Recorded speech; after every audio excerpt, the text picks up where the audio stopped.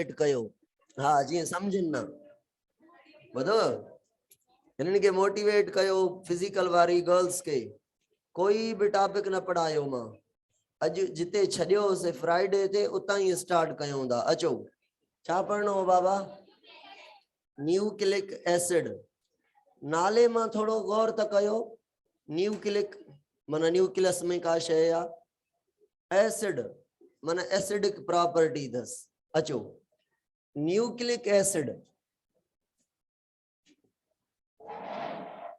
Nucleic acid एड़ो chemical जो किथा मिले गर्ल्स न्यूक्लियस में उनके छा चवंदासे साइंटिस्ट हुयो एकड़ो जै पस सेल में पस सेल समझो था पस सेल जे अंदर एक्चुअली WBC घणा हुंदा आहिनि। काथे बुक WBC लिखंदा आहिनि काथे बुक जेको आ त पस सेल लिखंदा आहिनि। छा चओ था बाबा बुधो त पस सेल छा हुयो? पस सेल करे किथे इन्फेक्शन थींदो आ उते WBC घणा ईंदा आहिनि उन्हीं जे करे एकड़ो फ्लूइड प्रोड्यूस थी वेंदो आ जंहिंखे असां पस जो टर्म ॾेई सघूं था। खराब किस्म जो फ्लूइड हूंदो आ उते WBC भी उन में हूंदा आहिनि। मन पस मां सेल खयूं एक्चुअली वो सेल केड़ो हुयो? WBC हुयो। उन WBC न्यूक्लियस प्रोमिनेंट में प्रोमिनेंट WBC में मिलंदो आ। न्यूक्लियस वडे में वडो क्लियरली विजिबल WBC में मिलंदो आ। त WBC सेल खयूं उन जे न्यूक्लियस मां एकड़ो केमिकल ॾिठऊं उन केमिकल के नालो ॾिनो न्यूक्लिन। छा? न्यूक्लिन। या गाल हलंदी रही हाणे खबर अथव न्यूक्लिन कंहिंजे लाइ चवनि था? न्यूक्लिन चवनि था DNA जे लाइ, न्यूक्लिन चवनि था RNA जे लाइ। जंहिंखे अॼु असां DNA ऐं RNA चऊं था जंहिंखे असां क्रोमोसोम चऊं था उनखे न्यूक्लिन चयो हुयो पहिरियां। छो त मिलियो काथां? न्यूक्लियस मां। 1920 जे अंदर ॿिया साइंटिस्ट आया चयो इहो जेको न्यूक्लियन आ न न्यूक्लियन माना क्रोमोसोम जी गाल हले थी DNA RNA न्यूक्लियस मां मिलियो हुयो त पहिरियां न्यूक्लियन चयो हुयो। चयो जेको न्यूक्लियन आ न इन में एसिडिक प्रॉपर्टी अथव। 1920 में इहा खबर पई त इन जी स्ट्रक्चर छा आहे इन जी नेचर छा आहे ऐं इन जी प्रॉपर्टी छा आहे। पोइ इन न्यूक्लियन के नालो ॾिनो वियो न्यूक्लिक एसिड। अब न्यूक्लिक छो? न्यूक्लियस मां मिले थो ऐं एसिड छो? एसिडिक प्रॉपर्टी थस। अब एसिडिक प्रॉपर्टी गर्ल्स छो? छो त पाण पढ़ियो आ DNA ऐं RNA ठयल न्यूक्लियोटाइड जा हर न्यूक्लियोटाइड में फॉस्फेट आहे फॉस्फोरिक एसिड।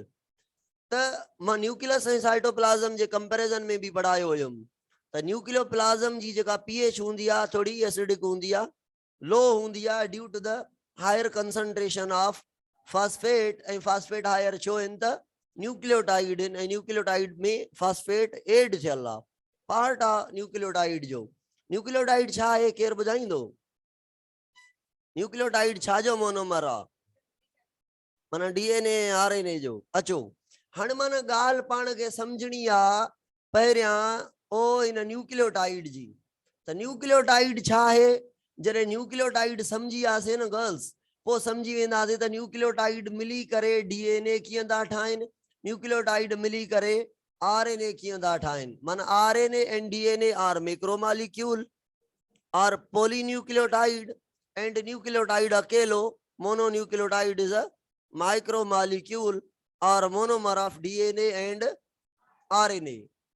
polynucleotide DNA के भी चवंदा हूं ऐं पर फर्क छा पड़ियो से छा है न्यूक्लियोटाइड जो न्यूक्लियोटाइड न्यूक्लियोटाइड न्यूक्लियोटाइड जी हिक चेन हुजे त चओ इहो RNA आ।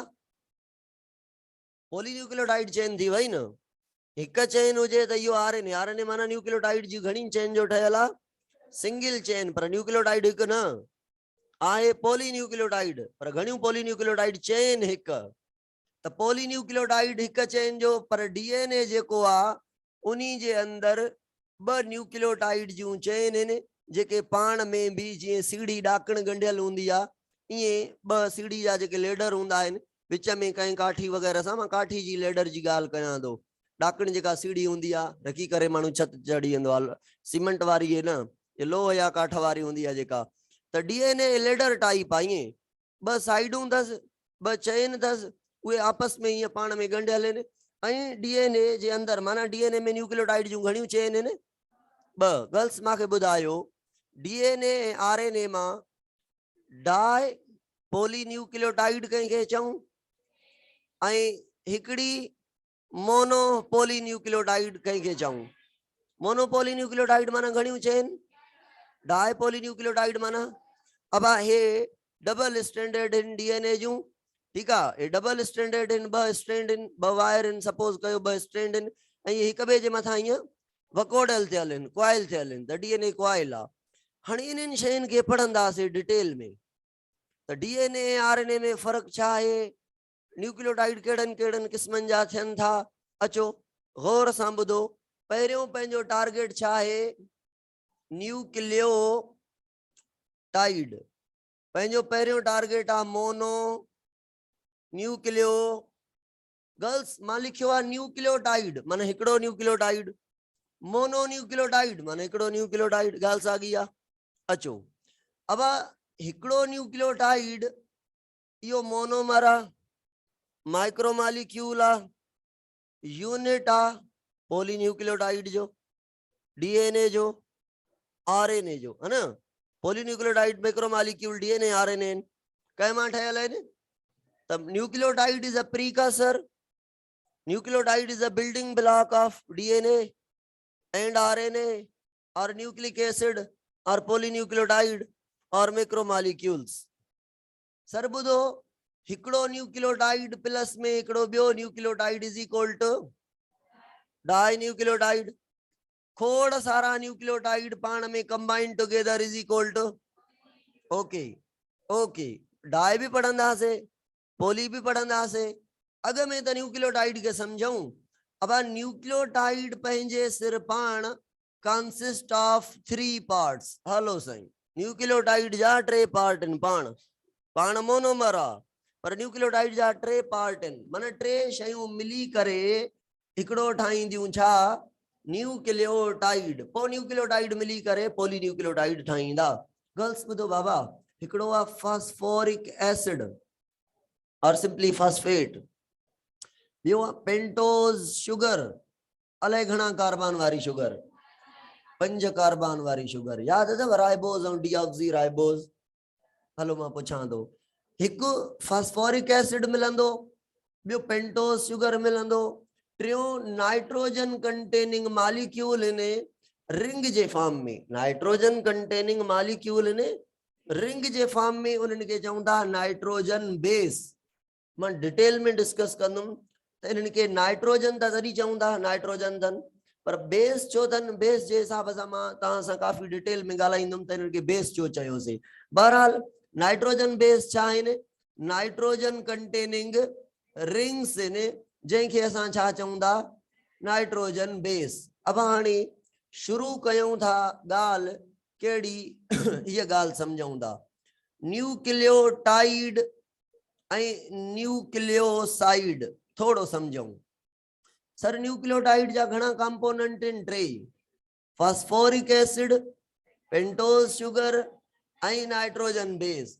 अगर हिननि ॿिन्हिनि खे कंबाइन कयूं, फास्फेट के कढूं था, त कहिड़ा कहिड़ा बचा, पेंटोज शुगर ऐं नाइट्रोजन बेस, ॿिन्हिनि खे मिलाए करे चवंदासीं न्यूक्लियोसाइड। अॻ में ठहंदो न्यूक्लियोसाइड, उन में गर्ल्स छा एड थींदो त ठहिजी वेंदो न्यूक्लियोटाइड। मांखे ॿुधायो, nucleotide is a precursor of DNA और RNA और डाई न्यूक्लियोटाइड। सही ॻाल्हि कयां थो, while the nucleoside is a precursor of nucleotide. अॻ में केरु ठहंदो, न्यूक्लियोसाइड या न्यूक्लियोटाइड, न्यूक्लियोसाइड ठहंदो, यानी शुगर ऐं पेंटोज शुगर ऐं नाइट्रोजन बेस मिलंदा, पोइ चवंदासीं न्यूक्लियोसाइड, उन्हनि में एड कंदासीं फास्फेट, पोइ थींदो न्यूक्लियोटाइड। फास्फोराइलेशन जी ॻाल्हि यादि आहे, फास्फोराइलेशन माना एटीपी जो ठहण हिते फास्फोराइलेशन जो मिसाल आहे फास्फेट जो एड करण फास्फोराइलेशन जो नालो याद करे छॾियो माना फास्फेट एड करण फास्फोराइलेशन माना कहीं में भी ग्लूकोज में फास्फेट एड ग्लाइकोलाइसिस में पढ़ी आया से ग्लूकोज में फास्फेट एड कयो से फास्फोराइलेशन कहीं में भी फास्फेट एड कयूं फास्फोराइलेशन फास्फेट कढूं डिफास्फोराइलेशन न्यूक्लियोसाइड जो न्यूक्लियोटाइड में कन्वर्जन फास्फोराइलेशन या dephosphorylation addition of phosphate okay sir अचो सर हाणे अचूं था पेंटोज फास्फोरिक एसिड ते फास्फोरिक एसिड कॉमन आ पेंटोज शुगर जे बुनियाद ते असां के न्यूक्लियोटाइड ब किस्म जा मिलन था एकड़ा उहे न्यूक्लियोटाइड जें जे अंदर एक फास्फोरिक एसिड आ बियो नाइट्रोजन बेस आ आई टे नंबर ते जेका शुगर आ उहा राइबोज शुगर आ पेंटोज शुगर घणा कार्बन वारी आ ए राइबोज कंजो मिसाल आ राइबोज में कार्बन घणा राइबोज जो फार्मूलो C5H10O5 हिकड़ा न्यूक्लियोटाइड हुंदा जे में फास्फोरिक एसिड हुंदो पेंटोज शुगर इन ब किस्म जूं हिकड़ी डीऑक्सी राइबोज बी राइबोज डीऑक्सी राइबोज जो फार्मूलो C5H10O4 घणी ऑक्सीजन घट आ एक ऑक्सीजन जेका आहे उहा एक ऑक्सीजन घट आ तो शुगर घणन किस्मन जूं आहिनि हिकड़ी complete ribose be incomplete ribose हिक में कार्बन 5 हाइड्रोजन 10 ऑक्सीजन 5 1:2:1 ऐं हिन में हिकड़ी खुटल छा ऑक्सीजन त न्यूक्लियोटाइड गर्ल्स बुधो हिकड़े न्यूक्लियोटाइड के चवां दो राइबो न्यूक्लियोटाइड बे न्यूक्लियोटाइड के चवां दो डीऑक्सी राइबो न्यूक्लियोटाइड बुधाइंदो वो केड़ो न्यूक्लियोटाइड आ जो ठहल आ phosphate ribose sugar I nitrogen base जो राइबो न्यूक्लियोटाइड अगर हुए फास्फेट आई डीऑक्सी राइबोज शुगर DRS में लिखियो आ deoxy ribose sugar I nitrogen base तो न्यूक्लियोटाइड के छा चवंदा केड़ो न्यूक्लियोटाइड डीऑक्सी राइबो न्यूक्लियोटाइड माना शुगर केड़ी आ घणा किस्मन जी शुगर इन ब किस्म जूं इन त न्यूक्लियोटाइड घणन किस्मन जा थींदा ब छाजे बुनियाद ते हलो इहा एडी इंपॉर्टेंट गाल ना है अगर मां एकड़ो ता का मिसाल पूछा और एब्रिविएशन पूछा RNA जो फुल फॉर्म बुधायो DNA जो फुल फॉर्म बुधायो अगर हाने मां ता का पूछा DNA भी ठहल आ न्यूक्लियोटाइड जो RNA भी ठहल आ न्यूक्लियोटाइड जो पर RNA जे न्यूक्लियोटाइड में ऐं DNA जे न्यूक्लियोटाइड में केड़ी शुगर होंदी DNA जे न्यूक्लियोटाइड में केड़ी शुगर होंदी RNA जे न्यूक्लियोटाइड में DNA जे न्यूक्लियोटाइड में डीऑक्सी राइबोज माना जै में ऑक्सीजन 4 इन आई RNA जे न्यूक्लियोटाइड में ऑक्सीजन 5 वारी यानी राइबोज त हिकड़ो फर्क समझी आसे त DNA जा न्यूक्लियोटाइड डीऑक्सी राइबो न्यूक्लियोटाइड हुंदा ऐं RNA जा हलो अचो बी गाल समझजो गर्ल्स बुधजो हाणे मां छा चयो न्यूक्लियोटाइड टे शयुनि जो ठहियल आहे मां पोइना मोटी वियो आहियां वरी मां चयो हिकु न्यूक्लियोटाइड में फास्फोरिक एसिड आ बियो पेंटोज शुगर आ टियों नाइट्रोजन बेस आ नाइट्रोजन बेस के ते रोकियूं था गाल के ते क्लियर कयूं था हे सर 5 कार्बन वारी असांजी थी वई शुगर कार्बन नंबर A3 ही 4 ही ऑक्सीजन आ है ना याद आ हलो 5 कार्बन इने 5 कार्बन ते याद आ CH2OH हुंदो आ पढ़ियला पंहिंजो इन 5 कार्बन ते फास्फोरिक एसिड यानी फास्फेट अटैच थियल आ 5th कार्बन ते फास्फेट जेको हुंदो आ वो हुंदो आ in the form of PO4 मां जनरली P लिखियो आ ठीक है अगर बॉन्ड कंदा से तो फास्फेट ऑक्सीजन कार्बन बॉन्ड ठहंदो ठीक है मां कंडेंसेशन पढ़ियल आ एक साइड ना OH रिलीज थींदो पोइ बांड ठहंदो। हलो बहरहाल जनरली मां छा चवां थो, कार्बन सां जेको आहे त 5 कार्बन ते केर अटैच थियल आहे? गर्ल्स ॿुधो, हितां वारो OH रिलीज थींदो त फास्फेट एड थींदो न।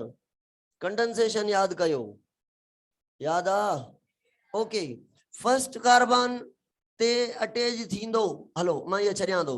सेकंड कार्बन ते OH H, थर्ड कार्बन ते OH H, फोर्थ कार्बन ते जेका OH आ, ठीक आ, H, ऐं खबर आ ये शिफ्ट थींदी आ काॾे? फर्स्ट कार्बन ते OH H, ऐं ऑक्सीजन जेका आहे त इन कार्बन जी आ, फोर्थ जी फर्स्ट जी सॉरी, हाँ याद इन ॻाल्हियूं। ऑक्सीजन घणियूं घणियूं आहिनि? 1 2 3 4 हिते 5। अब फास्फेट अटैच थियो, हितां वारी ऑक्सीजन वई, हाँ गर्ल्स, फास्फेट अटैच थियो, हितां वारी ऑक्सीजन वई, ऐं उन खां बाद इनके छा थियो? उन खां बाद गर्ल्स ॿुधो, हिते ॿिए कार्बन ते मां ॿुधाईंदुमि 3 कार्बन वारी OH जो यूज आ, या यूज थी वेंदी। चौथे वारी शिफ्ट थी वई आहे 1 ॾे। 1 वारी जेका हूंदी हिते अटैच थींदो नाइट्रोजन बेस। कीअं नाइट्रोजन बेस अटैच थींदो? कंडेंसेशन थींदी, OH H यूज थी वेंदी। त हाणे ॾिसो कहिड़ी ऑक्सीजन बची आहे? फर्स्ट वारी यूज थी वई, फोर्थ वारी जेका आहे फर्स्ट वारी वई हली यूज थी, पोइ हिन में फोर्थ वारी नाइट्रोजन बेस में जेका शिफ्ट थी आई 1 ते उहा वई हली, फिफ्थ वारी हिन में यूज थी वई, थर्ड ऐं सेकंड वारी OH बची आहे न। थर्ड वारी जो मां यूज तव्हांखे ॿुधाईंदुमि अॻियां हली, डाइन्यूक्लियोटाइड जॾहिं ठहंदा, 2 न्यूक्लियोटाइड पाण में मिलंदा, उन में बॉन्ड ठाहींदी है। बाक़ी बची कहिड़ी OH? सेकंड कार्बन वारी OH मां ऑक्सीजन मिसिंग हूंदी त शुगर के चवंदासीं। अगर सेकंड कार्बन ते ऑक्सीजन हूंदी त शुगर के चवंदासीं।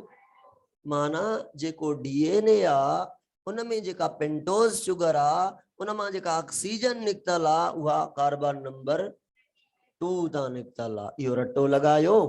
हाणे ॿुधो हिकिड़ी ॻाल्हि बची आ, 3 कार्बन वारी OH बची आ, इन जो यूज मां ना पढ़ायो, इहो मां तव्हांखे डाई न्यूक्लियोटाइड ऐं पॉलीन्यूक्लियोटाइड में पढ़ाए छॾींदुमि। DNA RNA मां पाण पढ़ंदासीं त DNA लेस रिएक्टिव आ, नॉन रिएक्टिव आ, RNA मोर रिएक्टिव आ। गर्ल्स ॿुधो, RNA में हिते OH हूंदो या H हूंदो? OH त रिएक्टिव थी वियो। ऐं DNA में इहा हिकिड़ी जगह बची हुई जेका रिएक्टिव आ, इनके नॉन रिएक्टिव बनाइण जे लाइ ऑक्सीजन के गुम कयोसीं। हल बाबा असांखे छा करणो आहे? DNA के नॉन रिएक्टिव छो, RNA रिएक्टिव छो? छो त DNA हेरिडिटी मटीरियल आ। हेरिडिटी मटीरियल समझो था, जेको इंफॉर्मेशन कैरेक्टर ट्रांसफर करे पेरेंट्स जा। अगर अगर जेनेटिक मटीरियल रिएक्टिव हुजे त चेंज थी वेंदो, हले छा एड थींदुसि। अगर जेनेटिक मटीरियल में चेंज अचे त पोइ ऑफ स्प्रिंग में भी चेंज ईंदी। इन जे करे DNA के छा बनायो वियो? Non reactive. बाबा तू इंफॉर्मेशन कैरी करे तो तोखे प्योर फॉर्म में रहणो आहे, तो में चेंज न अचे। खास करे RNA ऐं DNA मां म्यूटेशन कंहिं में वधीक थींदी? छो? वधीक रिएक्टिव आ। ठीक आहे, हाणे वधीक बेहतर जेनेटिक मटीरियल RNA आ या DNA आ? पर पहिरियों जेनेटिक मटीरियल RNA आ। RNA के चवनि सही ना आहे, तो जेनेटिक मटीरियल सुइटेबल आहे DNA। DNA ठाहियो वियो। अॼुकल्ह हर हिकु जानदार में बैक्टीरिया खां वठी ह्यूमन ताईं, हायर प्लांट ताईं जेको जेनेटिक मटीरियल आहे उहो DNA आहे, एक्सेप्ट सम वायरसेस। वायरसेस में जेनेटिक मटीरियल RNA अञा भी कुछ में आहे। RNA वायरस DNA वायरस पढ़ंदासीं। अचो मोटी अचो, मां DNA RNA जा डिफरेंस लास्ट में तव्हां खां पुछंदुमि, सॼा तव्हांखे अची वेंदा। चवंदो सर न पढ़ायो। अचो बाबा मां अधु न्यूक्लियोटाइड पढ़ायो आहे तव्हांखे। छा? न्यूक्लियोटाइड जो फास्फेट पढ़ायो आहे ऐं ॿियो पेंटोज शुगर पढ़ायो आहे। अचो हाणे नाइट्रोजन बेस के पढ़ूं। सर नाइट्रोजन बेस छा हुयो? नाइट्रोजन कंटेनिंग, अब चए थो बुक वारो चए थो याद कयो, नाइट्रोजन बेस जा 2 टाइप थव। छा घणा टाइप आहिनि? अब छा जे बुनियाद ते चए थो पुछऊंस था? चए थो रिंग हिका या 2 आहिनि, इन जे बुनियाद ते। नाइट्रोजन कंटेनिंग रिंग हिका या ब आहिनि। अगर चवे तो 2 रिंग्स आहिनि त पोइ इन्ही नाइट्रोजन बेस के चवंदव प्यूरीन। अगर हिक रिंग आ त इनके चवंदव पायरिमिडीन। माना नाइट्रोजन बेस जा ब टाइप थिया, हिकड़न के चवंदासे प्यूरीन, ॿियनि के चवंदासे पिरिमिडीन। प्यूरीन जे अंदर नाइट्रोजन कंटेनिंग घणियूं रिंग हूंदियूं गर्ल्स, हे हिक नाइट्रोजन जी रिंग, हे ॿी नाइट्रोजन जी रिंग, इन्ही के प्यूरीन चवंदासे। ऐं पिरिमिडीन में नाइट्रोजन जूं रिंग घणियूं हूंदियूं, हिक। हाणे हिन में भी नाइट्रोजन हूंदी।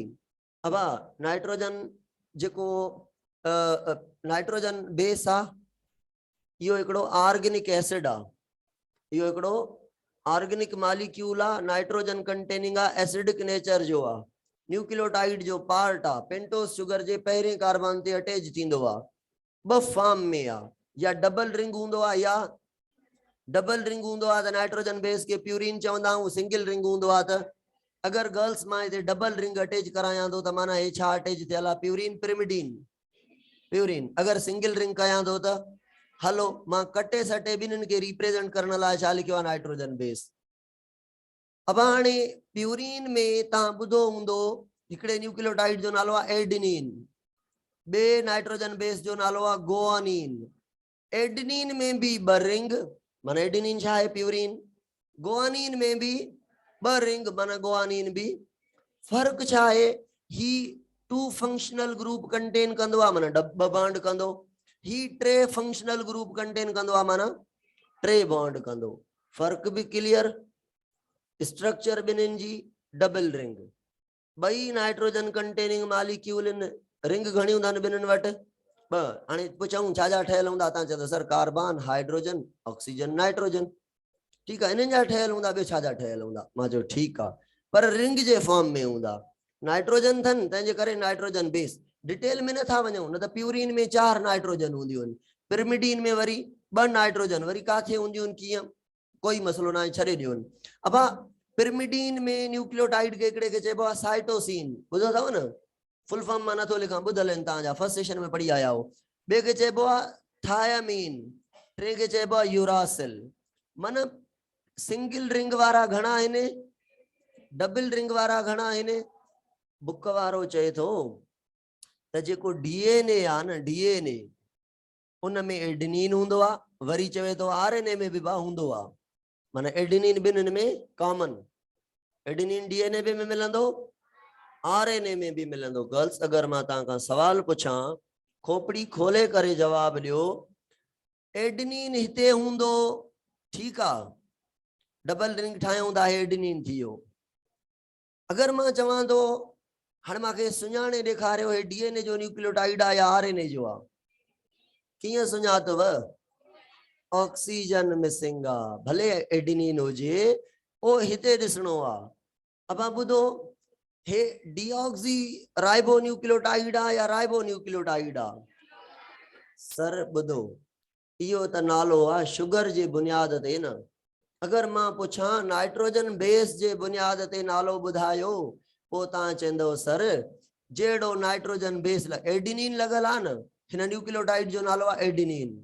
गोआनिन लॻल आहे त गोआनिन, साइटोसिन लॻल आहे त न्यूक्लियोटाइड खे साइटोसिन, थायमीन लॻल आहे त गर्ल्स मां तव्हां खां सवाल पुछां थो अॻियां हली, ॿुधो। अब गोआनिन ॿिन्हिनि में आहे, साइटोसिन ॿिन्हिनि में आहे, पर डीएनए में थायमीन आहे, आरएनए में, डीएनए में यूरासिल न हूंदो, आरएनए में वरी सभिनी खे ख़बर आहे।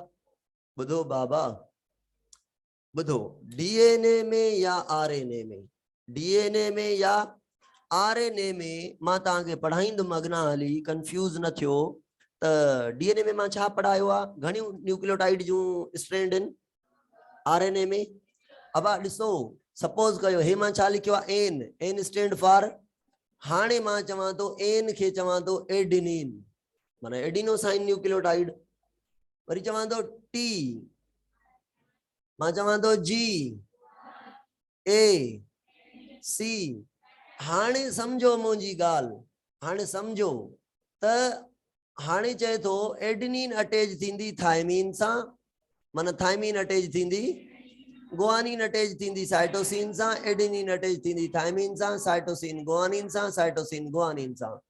गर्ल्स ॿुधो छा थो चवे, माना हिकिड़ी स्ट्रैंड में एडिनिन आ तो उन जे साम्हूं ॿी स्ट्रैंड में थायमीन हूंदो, माना डीएनए जे केस में एडिनिन ऑलवेज अटैच विद या थायमीन ऑलवेज अटैच विद, ऐं ईअं चवां adenine attach with uracil in case of DNA, in case of RNA. छो adenine attach with thymine in case of RNA, ईअं छो न? थायमीन आरएनए में हूंदी ई नाहे, माना आरएनए में जो न्यूक्लियोटाइड होंदो थायमीन जी जगह ते, ऐं डीएनए में जो यूरासिल जी जगह ते न्यूक्लियोटाइड होंदो, माना इहा गाल क्लियर थी वई।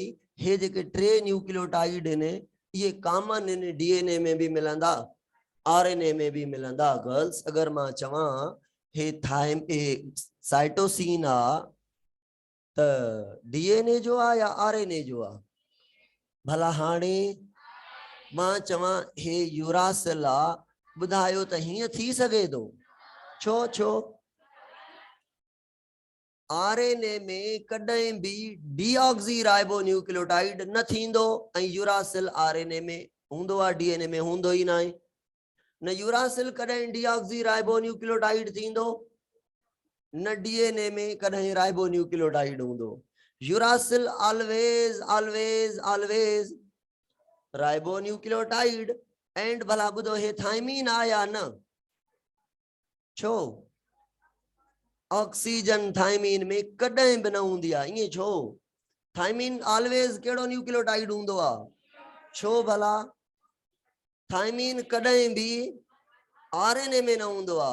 अगर थायमीन मां चवां थायमीन राइबो न्यूक्लियोटाइड आ त माना आरएनए में आहे, पर थायमीन कॾहिं भी राइबो न्यूक्लियोटाइड न थींदो। त न्यूक्लियोटाइड खे अगोड़े मां नाला ॾिना शुगर जे बुनियाद ते ॿ, हिकिड़ा राइबो न्यूक्लियोटाइड ऐं ॿिया डीऑक्सी राइबो न्यूक्लियोटाइड। इन्ही गाल के छॾियो, इहो बुनियाद आ त आरएनए में केड़ा हूंदा, डीएनए में केड़ा हूंदा। हाणे सर डीएनए में इंफॉर्मेशन आ, पढ़दा हूं न, DNA is a heredity material that have information for particular protein. पढ़ियो अथव त डीएनए मां ठहंदो आ आरएनए, ऐं आरएनए मां ठहंदी आ प्रोटीन, माना अमाइनो एसिड जी। सही आ? समझो गाल के, मैं विच में गाल कयां तो ॾाढी इंपॉर्टेंट आ, ॾाढी। सर डीएनए जे अंदर सीक्वेंस आ adenine adenine guanine cytosine thymine adenine adenine. त बी डीएनए जी स्ट्रैंड में thymine thymine cytosine guanine adenine thymine and thymine. Sir अगर डीएनए मां डीएनए ठहे त प्रोसेस के चवंदा आहियूं रिप्लिकेशन। डीएनए में घणियूं स्ट्रैंड आहिनि? ॿ। डीएनए मां डीएनए ठहंदो आहे न, कीअं ठहंदो आहे ॿुधो। डीएनए जूं स्ट्रैंड हिक ॿिए खां परे थींदियूं, हिक स्ट्रैंड जुदा ॿी स्ट्रैंड ॿई जुदा थियूं। हिन स्ट्रैंड खे ॾिसी हिन जहिड़ी ठाहे सघूं था, ऐं हिन खे ॾिसी करे हुन जहिड़ी ठाहे सघूं था न। छो त ॿई स्ट्रैंड हिक ॿिए जे कॉम्प्लीमेंट्री आहिनि। ॾिसो हेॾे एडनिन त होॾे अखियूं बूटे चओ छा हूंदो? हेॾे एडिनिन त होॾे थायमीन, होॾे थायमीन त होॾे एडिनिन, हेॾे गुआनिन त होॾे साइटोसिन। पक ये नहीं आ या कोई डाउट आ? इहो रूल ॿुधायो हिकिड़े साइंटिस्ट, उन जो नालो चारगफ। छा नालो हुअसि? चारगफ नाले साइंटिस्ट चयो, रटे छॾियो त adenine attach with thymine and thymine attach with adenine, guanine attach with cytosine, cytosine attach in case of DNA, while in case of RNA, adenine attached with uracil instead of thymine. Now, my question is that what will be the percentage of guanine in DNA when the DNA contain adenine 30%? अगर DNA में adenine 30% आ तो guanine या cytosine जी percentage बुधायो। Use your खोपड़ी and give me a sahi answer.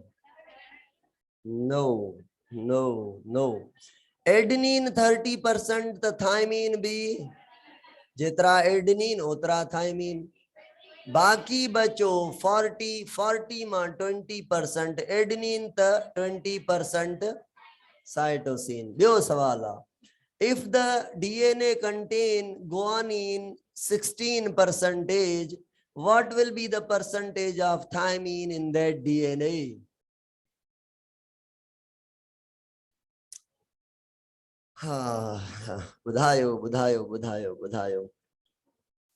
Use your खोपड़ी पक्का दव। अब गुआनिन 16 तो साइटोसिन भी 16 16 32, बाकी बचो 68 है ना। 68 जो अध 34% गुड गुड गुडर गुडेस्ट ऐं 34 एडेनिन। ये थियो न। हलो ये गालियूं समझ में अचियूं ताके। गर्ल्स बुधो, ओ छोकरियों केड़ी पॉइंट ते ॾें वयासे हलिया। हाँ ओ इन ते डीएनए जी 2 स्ट्रैंड जुदा थी वञन त हिक खे ॾिसी करे एंजाइम ॿी खे ठाहे सघे थो, हिक खे ॾिसी करे ॿी खे ठाहे सघे थो। अगर मां पुछां 2 स्ट्रैंड जुदा थी वयूं, हिक हिते आ, हिन जे साम्हूं जेके न्यूक्लियोटाइड ऐड कंदासे 100% इन जड़ा हूंदा, ऐं हिन ते जेके साम्हूं न्यूक्लियोटाइड ऐड थींदा उहे वरी 100% ये ना। त हिक स्ट्रैंड जॾहिं डीएनए जूं 2 स्ट्रैंड जुदा थींदियूं, हिन ते नई स्ट्रैंड ठहंदी, उहा हिन जहिड़ी हूंदी, हिन ते जेका नई ठहंदी उहा वरी माना हिक डीएनए मां 2 डीएनए हिक ही जहिड़ा। सही थियो? बुधो, अगर डीएनए मां आरएनए ठहे गर्ल्स, आरएनए में घणियूं स्ट्रैंड हूंदियूं आहिनि। अब डीएनए मां डीएनए ठहे त ॿिनी स्ट्रैंड तां ठहंदो हिक तां। डीएनए मां आरएनए ठहे त हिक स्ट्रैंड ते ठहंदो या ॿिनी ते? ॿिनि ते छो ठहे? आरएनए डबल हूंदो आहे छा? आरएनए त सिंगल हूंदो आहे। गर्ल्स सवाल ॿुधायो, ओ छोकरी एॾे ख्याल कर। हे adenine adenine guanine cytosine thymine adenine RNA हे कंहिंजी स्ट्रैंड आ? डीएनए जी। अगर इन्ही स्ट्रैंड ता आरएनए ठहे तो what will be the sequence of RNA? Adenine जे साम्हूं एडेनिन जे साम्हूं गुआनिन जे साम्हूं साइटोसिन जे साम्हूं थायमीन जे साम्हूं, माना मां चवां यूरासिल के छॾे करे बाकी जेका स्ट्रैंड आ 100% जेका आहे उहा ओ हिन जड़ी। ॾिसो अजीब गाल समझो, आरएनए जे स्ट्रैंड तां ठहे थो उन्ही जहिड़ो न आहे, उन्ही जे अपोजिट आ। हेरे हेरे ॾिसो साइटोसिन त होॾे, हेरे गुआनिन त होॾे, पर हा जेको आरएनए आ जंहिं ते नथो ठहे ॾिसो उन जहिड़ो अथव, है न। त डीएनए में इंफॉर्मेशन आहे, केड़ी इंफॉर्मेशन आ? हेरिडिटी। हेरिडिटी इंफॉर्मेशन जे जरिए छा कंदो आ? डीएनए आरएनए ठाहींदो आ आरएनए मां। अब आप बुधो डीएनए जी केड़ी स्ट्रैंड के इंफॉर्मेटिव स्ट्रैंड चवंदो? जंहिं जहिड़ो आरएनए, जंहिं तां न, जंहिं जहिड़ो आरएनए हूंदो। त जेका ही स्ट्रैंड आ इन्ही स्ट्रैंड के चवंदासे केड़ी स्ट्रैंड? Coding strand. केड़ी स्ट्रैंड? कोडिंग स्ट्रैंड माना जंहिं वटि छा हुजे? कोड। कोड माना मैसेज ऑफ डीएनए। कोड माना ना आई गाल समझ में अची वई माशाअल्लाह। अब मां तव्हांखे पढ़ाईंदुमि कोड चवंदा 3 न्यूक्लियोटाइड के। मां पढ़ाईंदुमि, फिलहाल कंफ्यूज न थियो, फिलहाल मां सिंपल ओवरव्यू ॾियां थो ॻाल्हि जो। खोपड़ी खोलियो, हे टॉपिक ॾाढो इंपॉर्टेंट आहे। अब ॿुधो गर्ल्स, जंहिं तां आरएनए ठहियो आहे उन्ही जहिड़ो आहे? आहे कंहिं जहिड़ो? माना आरएनए कोडिंग जहिड़ो आहे। आरएनए ॾिसो आरएनए कोडिंग जहिड़ो आहे। अच्छा ॿी जेका आहे उन्ही खे छा चवंदव? नॉन, माना इन्ही ते मैसेज नाहे। मैसेज कंहिं ते हूंदी? जंहिं जहिड़ो आरएनए ठहे न। पर ॿुधो जेका नॉन कोडिंग आहे न उहा त आरएनए ठाहे थी न, त जेका आरएनए ठाहे उन्ही खे टेम्पलेट चवंदा आहियूं। नॉन कोडिंग के ॿियो छा चवंदासीं? भला कोडिंग के टेम्पलेट चऊं, नॉन टेम्पलेट, कोडिंग के नॉन टेम्पलेट, नॉन कोडिंग के टेम्पलेट। ओके, सेंस स्ट्रेंड कंहिंखे चऊं जंहिंमें मैसेज हुजे, अकुल हुजे, इंफॉर्मेशन हुजे। एंटी सेंस कंहिंखे चऊं, गुड। वरी ॿियो नालो बि ॾेरायो तव्हां, इनखे छा नालो ॾियूं, एंटी नॉनसेंस बि चइबो आहे, बिल्कुलु चइबो आहे, तव्हां भुल में चयो पर बिल्कुलु चइबो आहे। हाँ, एंटी सेंस या नॉन सेंस, ठीक है। इनके गर्ल्स बुधो बाबा, बुधो, मोटी आया से पान गाल ता मोटी, या इंफॉर्मेशन है ताके दिमाग में रखनी आ। त डीएनए मा आरएनए बिनी स्ट्रैंड मा कहीं भी हिकता ठहंदो, जे ता ठहंदो उहा नॉन कोडिंग यानी टेम्पलेट हुंदी, यानी केड़ी सेंस हुंदी ऐं जे ता न ठहंदो उनी जेड़ो हुंदो माना उहा सेंस आ, अकुल वारी स्ट्रैंड। इंफॉर्मेशन छाजे लाइ हुंदी आ डीएनए में, असां में 10,000 किस्म जूं प्रोटीन इन, पढ़ियूं अथव न, ये असां वटि कीअं ठहियूं आहिनि, डीएनए जे करे। जहिड़ो डीएनए ओड़ियूं प्रोटीन, ओड़ी असांजी शिकिल आहे, ओड़ा असांजा कैरेक्टर आहिनि, ओड़ा असांजा फीचर आहिनि। ॿुधो बाबा, अगरि अगरि मां चवां डीएनए में इंफॉर्मेशन हुजे थोड़ी ग्रोथ करण जे लाइ, त उन माण्हू जो कद, अगरि डीएनए में इंफॉर्मेशन हुजे घणी ग्रोथ जे लाइ, चाहे छोकिरी छा थियो आहे, हाँ मजाक कयो थियूं छा, मांखे बि ॿुधायो छा ॻाल्हि आहे, त मां बि त खिलां न, अकेलो अकेलो न खिलबो आहे, चुप कयो। ॿुधो ॿुधो ॿुधो ॿुधो गर्ल्स, मां हे पुछां थो तव्हां खां, हे मां छाजी स्ट्रक्चर ठाही आहे,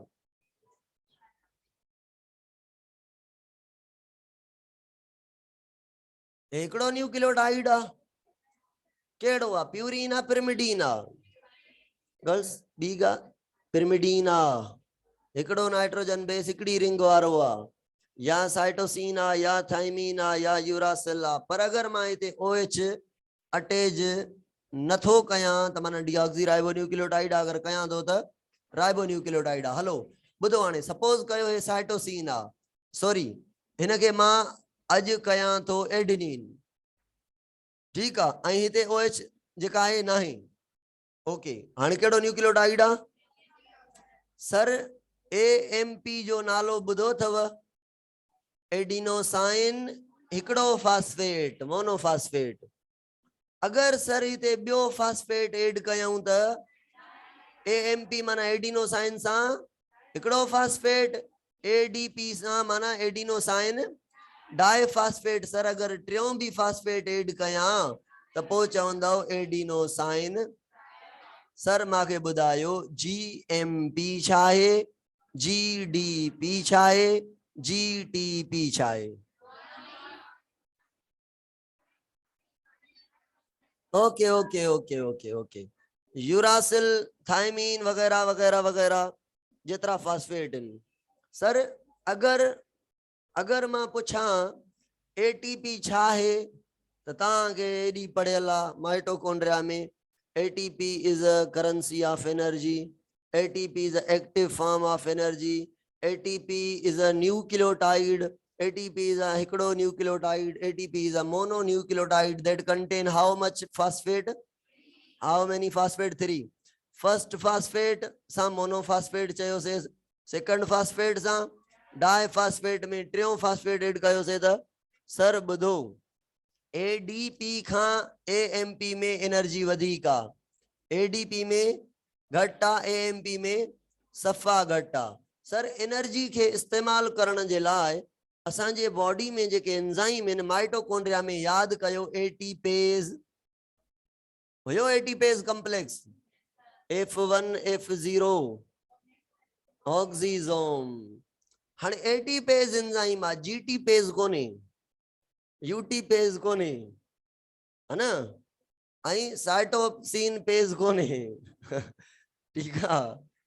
त पोइ ॿुधायो एनर्जी केड़ी केड़ो फॉर्म में इस्तेमाल थींदी, अगर जीटी पेज हुजे हा त जीटीपी भी करंसी असांजी ब करंसी पर मुल्क में हिकड़ी करंसी हलंदी आहे त बॉडी में भी माना असांजे बॉडी जे अंदर जेका एनर्जी इस्तेमाल थींदी उहा only and only in the form of ATPase enzyme जेको आहे एटीपी खे यूज कंदो ओ थर्ड फास्फेट ट्रोड़ींदो जॾहिं थर्ड फास्फेट ट्रोड़ींदो त इन मां एॾी सारी एनर्जी मिलंदी उहा असांजो सिस्टम असांजा बॉडी जा जेके फंक्शन आहिनि यूज कंदा ऐं बॉडी जेका आहे त सर्वाइव कंदी सेल सर्वाइव कंदो इहो काथे कमु थींदो आहे एटीपी जे ठहण जो mitochondria powerhouse of cell ATP मिल में ऐं इन प्रोसेस के चवंदा आहियूं फास्फोराइलेशन 11हें चैप्टर सिंध टेक्स्ट जे में चौथे चैप्टर फेडरल वारे में असां डिटेल में पढ़दासीं ऑक्सीडेटिव फास्फोराइलेशन फोटोफास्फोराइलेशन केमियोस्मोसिस सही आहे ये शयूं असां डिटेल में पढ़दासीं ओके सर ओके इन जो फोटो कढो त मां मिटाए करे अॻिते पढ़ायां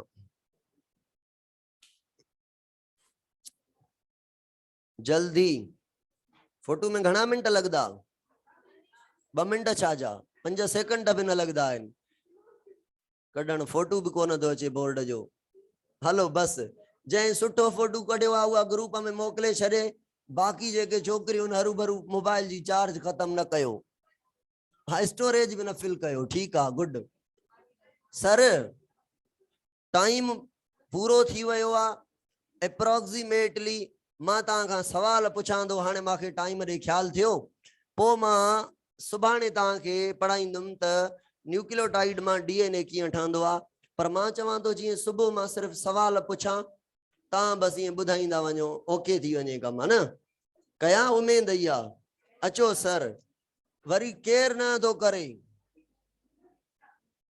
केर हलो इहा इन छोकिरी सां ॻाल्हायूं था बाक़ाइदे हे हिकिड़ो न्यूक्लियोटाइड थियो हे छा अटैच अथसि अब आहे साइटोसिन आहे हे ॿियो न्यूक्लियोटाइड थियो हे हुन सां अटैच थियल आहे छा हे अटैच थियल अथसि नाइट्रोजन बेस प्यूरिन है न हे टियों न्यूक्लियोटाइड आहे हे हुन सां अटैच थियल आहे जेको आहे त फॉस्फेट हे कहिड़ो पिरिमिडीन सर इनखे मां थायमीन कयां थो इनखे मां गुआनीन कयां थो ॿुधो गर्ल्स अगर ही हिकिड़ो न्यूक्लियोटाइड आहे ही ॿियो आहे ही टियों आहे हिनखे मोनोन्यूक्लियोटाइड चवंदासीं अगर ही ॿ पाण में मिलनि त अगर 3 4 5 6 8 10 हज़ारे मिलनि त अगर अगर अगर हे न्यूक्लियोटाइड हिन सां मिले त कीअं मिलंदो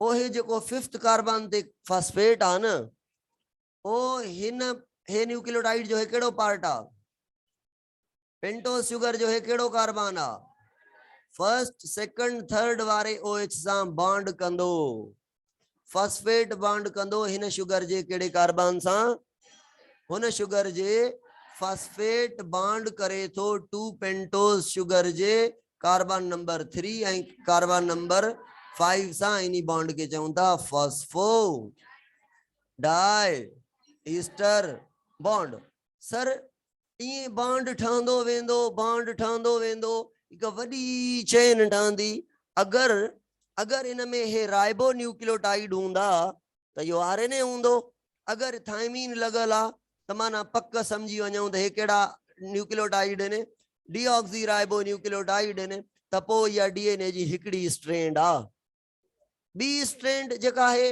उहा डीएनए जी हिन जे हेॾां हूंदी इहा मां सुबुह पढ़ाईंदुमि त जेका ॿी स्ट्रैंड डीएनए जी आहे उहा कीअं हूंदी कीअं हिन सां मिलंदी मां चयो न डीएनए ॾाकण वांगुरु लेडर टाइप हूंदो आहे 2 साइडूं हूंदियूं त उहे आपस में ईअं ॻंढियल हूंदियूं आहिनि सुभाणे कॉन्सेप्ट पढ़दासीं बेस पेयर छा आहे नाइट्रोजन बेस खे नाइट्रोजन बेस छो चयोसीं बेस थोरो मां हिते ॿुधाए वञा ॾिसो हिते मां न्यूक्लियोटाइड जी सीक्वेंस ठाही हुयमि डीएनए जी adenine guanine cytosine thymine adenine वग़ैरह वग़ैरह हाणे हे छा ॼणो नाइट्रोजन बेस अकेलो आहे हे एडेनिन रिप्रेजेंट करे थो उनी न्यूक्लियोटाइड के जंहिंमें एडेनिन अटैच थियल आहे त हे न्यूक्लियोटाइड कहिड़ा आहिनि थायमीन एडेनिन साइटोसिन इनखे असां लिखी सघूं था थायमीन एडेनिन साइटोसिन माना पूरे न्यूक्लियोटाइड जो नालो कंहिंजे करे आ, पेंटोज शुगर जे करे आ, फॉस्फेट ग्रुप जे करे आ,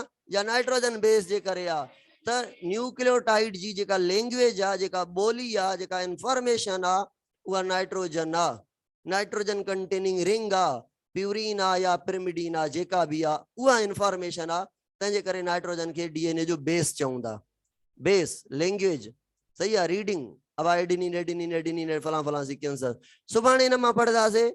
इन न्यूक्लियोटाइड जी सीक्वेंस जेका है या केतिरो मैटर करे थी।